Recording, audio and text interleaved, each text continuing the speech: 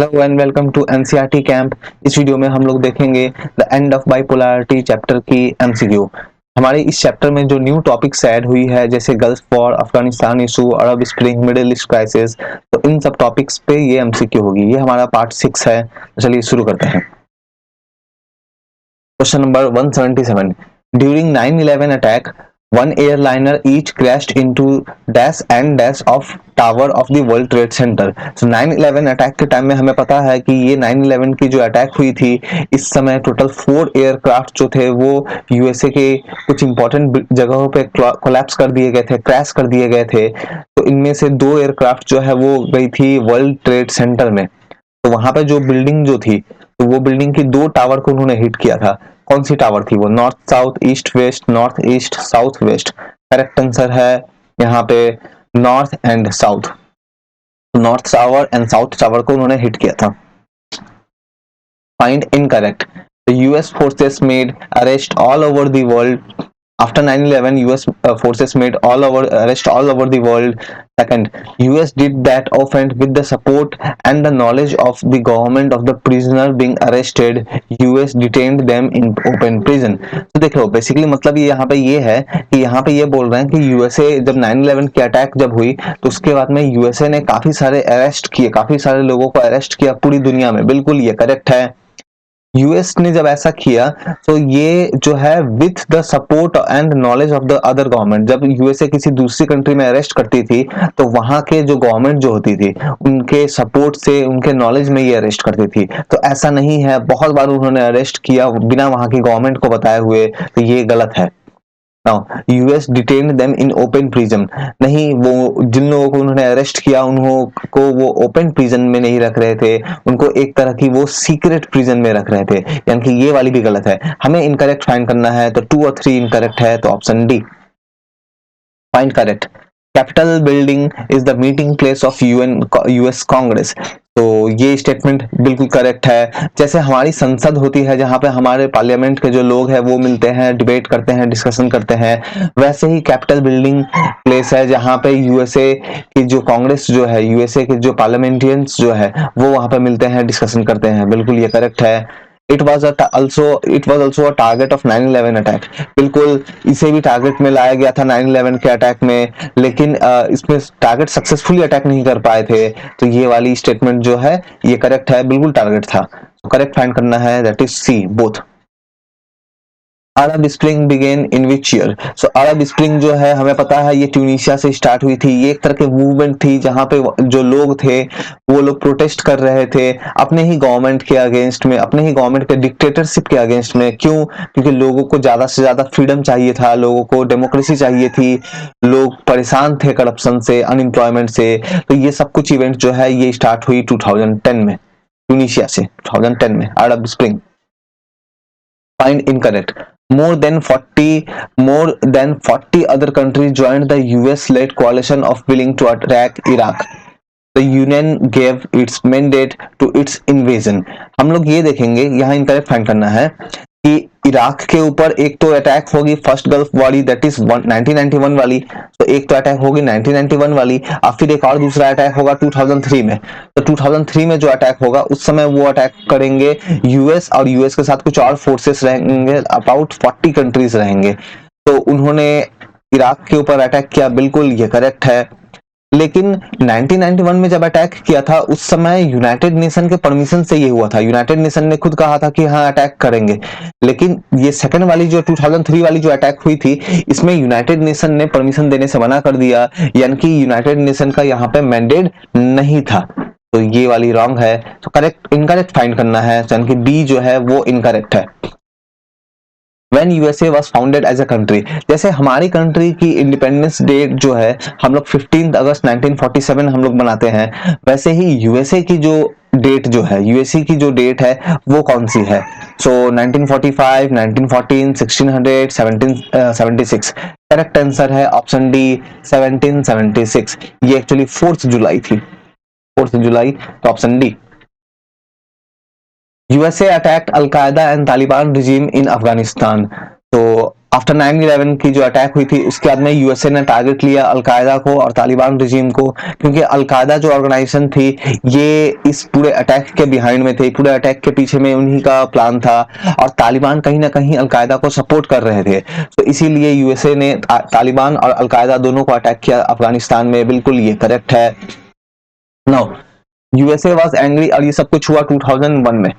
USA was angry on them as they were behind the 9/11 attack. बिल्कुल, क्योंकि वो लोग 9/11 अटैक के पीछे वो लोग थे, इसलिए यूएसए उनसे गुस्सा था, नाराज था। तो रीजन भी बिल्कुल करेक्ट है, बिल्कुल करेक्ट एक्सप्लेनेशन है। हमारा आंसर होगा option A. Operation enduring freedom is related with, तो ऑपरेशन एंड्यूरिंग फ्रीडम जो है वो कौन से इवेंट से रिलेटेड है? USA operation against ISIS, USA operation against Cuba, USA operation against 9/11 attack, या फिर USA operation in first gulf war?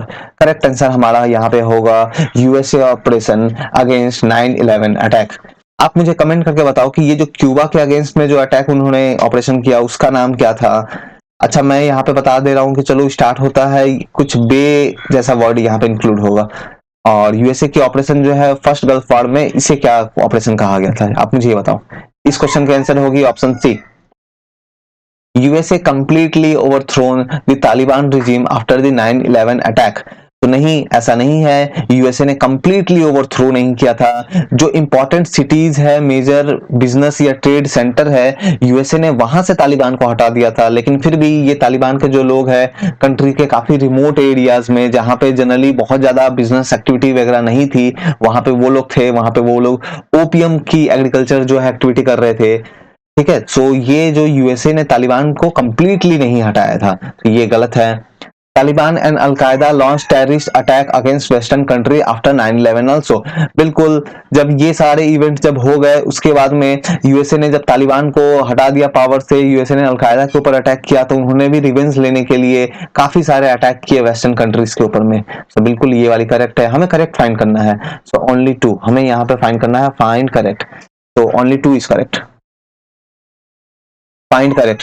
USA detained many 9/11 responsible persons in Guantanamo Bay, Cuba.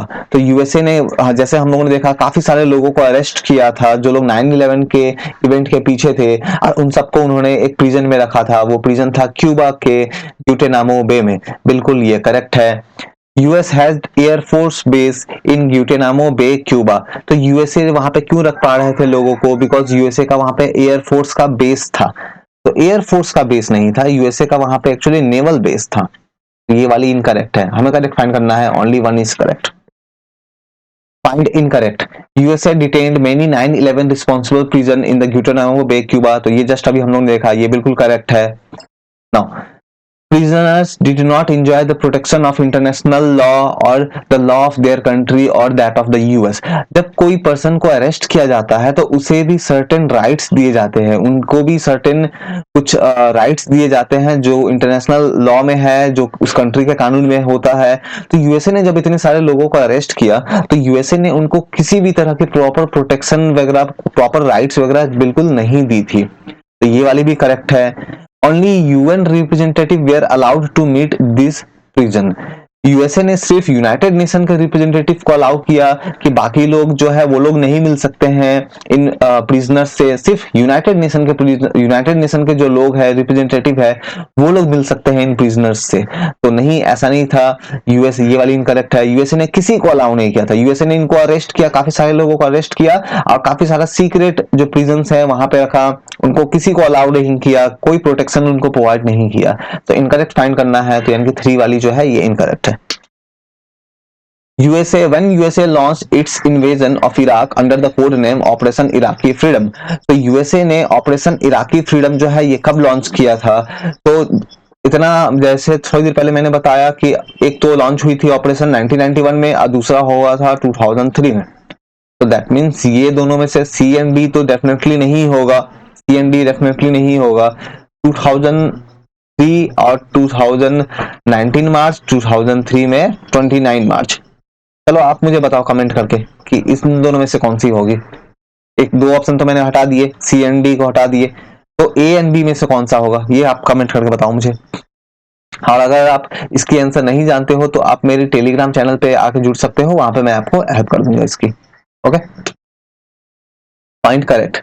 USA gave reason for Iraq attack as manufacturing of WMD। तो USA ने Iraq के ऊपर जो 2003 में attack किया था उसके पीछे यूएसए का रीजन ये था कि इराक जो है वो WMD बना रहा है, वेपन ऑफ मास डिस्ट्रक्शन बना रहा है। बिल्कुल ये करेक्ट था।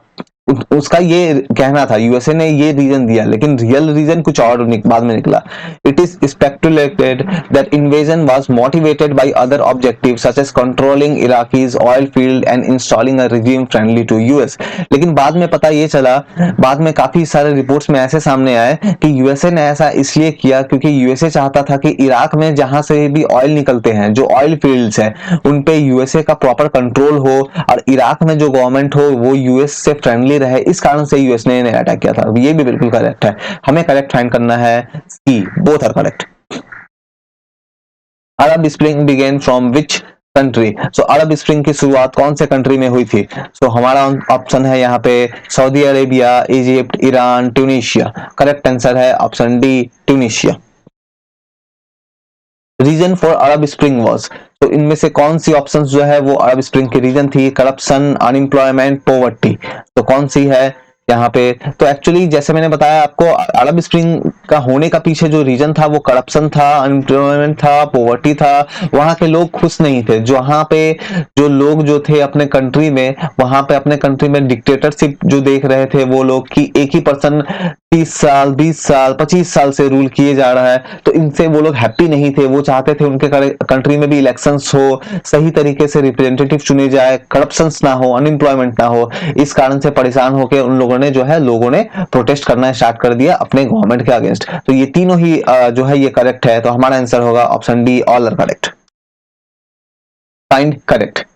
9/11 अटैक कंपेयर टू, तो 9/11 वाली जो अटैक हुई थी यूएस के ऊपर में, तो इसको कंपेयर किया जाता है option one, France burning of Washington DC in 1814। तो फ्रांस के द्वारा जो बर्निंग जो हुई थी वॉशिंगटन डीसी की 1814 में, इससे तो नहीं, ये गलत है। फ्रांस नहीं, यहाँ होगा ब्रिटिश। तो यहाँ होगा British burning of Washington DC in 1814। और the Japanese attack of Pearl Harbor in 1914, हाँ ये वाली करेक्ट है। इस इवेंट को, 9/11 वाली जो घटना जो है, इवेंट है, उसको कंपेयर किया जाता है जो जापानीज लोगों ने जो पर्ल हार्बर में अटैक किया था 1914 में, उससे। तो ये करेक्ट है। हमें करेक्ट फाइंड करना है ऑप्शन वन ओनली, सॉरी ये नहीं होगा, only two is correct, B. Find incorrect. The influence of Arab spring could also be seen in, so Arab spring की शुरुआत हम लोग देखते हैं ट्यूनिशिया से हुई थी, लेकिन धीरे धीरे ये जो पूरी इवेंट जो है ये काफी दूसरे कंट्रीज में भी फैल गई। वहां के लोग भी अपने गवर्नमेंट के अगेंस्ट डिमांड करने लगे, प्रोटेस्ट करने लगे। तो यमन में ऐसा हुआ था, बहरीन में हुआ था, लीबिया, सीरिया सब में हुआ था। ईरान में ऐसा नहीं हुआ था, ईरान में ऐसा नहीं हुआ था। तो हमारा इनकरेक्ट फाइंड करना है, तो कहां नहीं हुआ था? ऑप्शन थ्री, ईरान में ऐसा नहीं हुआ था। आगे बढ़ने से पहले मैं आपसे रिक्वेस्ट करूंगा कि आप काइंडली चैनल को आप सब्सक्राइब करो, और अगर आपकी कोई भी डाउट एंड क्वारी है आप टेलीग्राम पे ऐड हो सकते हो, लिंक डिस्क्रिप्शन में है, तो वहां पे आके आप मुझसे क्वेश्चंस पूछ सकते हो।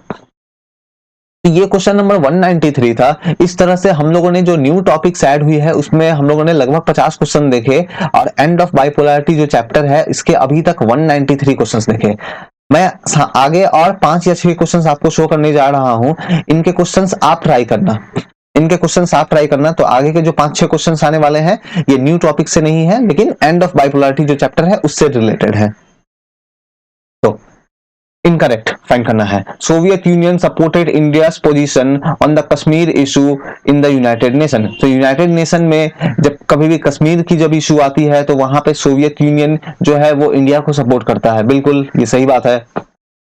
Now it also supported India during the major conflict, especially during the war with China in 1962। तो चाइना के साथ जो हमारी 1962 में जो वॉर हुई थी उस समय में सोवियत यूनियन ने हमें सपोर्ट किया था। नहीं, ये गलत है, क्योंकि चाइना भी एक कम्युनिस्ट कंट्री है और उसका रिलेशन यूएसएसआर के साथ में, रशिया के साथ में अच्छा था। तो उस समय रशिया ने चाइना का भी साथ नहीं दिया, इंडिया का भी साथ नहीं दिया। यहाँ चाइना नहीं, इन्होंने साथ दिया था 1971 में जो वॉर हुई थी हमारी पाकिस्तान के साथ में, बांग्लादेश क्रिएशन को लेकर के, उस समय इन लोगों ने हमें सपोर्ट किया था। बिल्कुल। तो हमारा इनकरेक्ट फाइंड करना है, 2 इज इनकरेक्ट, तो B. India never jointly produce military equipment with Soviet Union. So India ने कभी भी सोवियत यूनियन के साथ में मिलिट्री इक्विपमेंट जो है वो सोवियत यूनियन के साथ में नहीं बनाया। सो असर्शन जो है ये गलत है, ये गलत है। इंडिया ने बिल्कुल ट्राई किया था।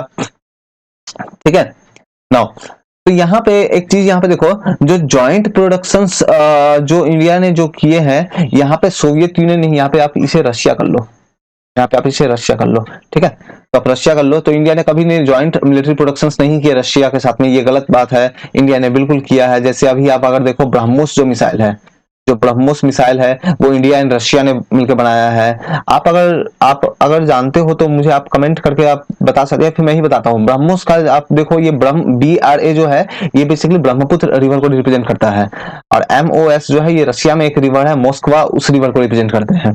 ठीक है, असर्शन गलत है। Soviet union doesn't share military technology with any country, नहीं, ये वाली भी जो है गलत है। सोवियत यूनियन जो है वो बिल्कुल शेयर करती है, उन्होंने हमारे साथ भी कुछ टेक्नोलॉजी बिल्कुल शेयर की है। तो दोनों ही स्टेटमेंट गलत है। So E, both A and R are false. ठीक है, तो इंडिया ने जो है बिल्कुल प्रोडक्शन किया है, जॉइंट प्रोडक्शन किया है, सोवियत यूनियन ने बिल्कुल शेयर किया है।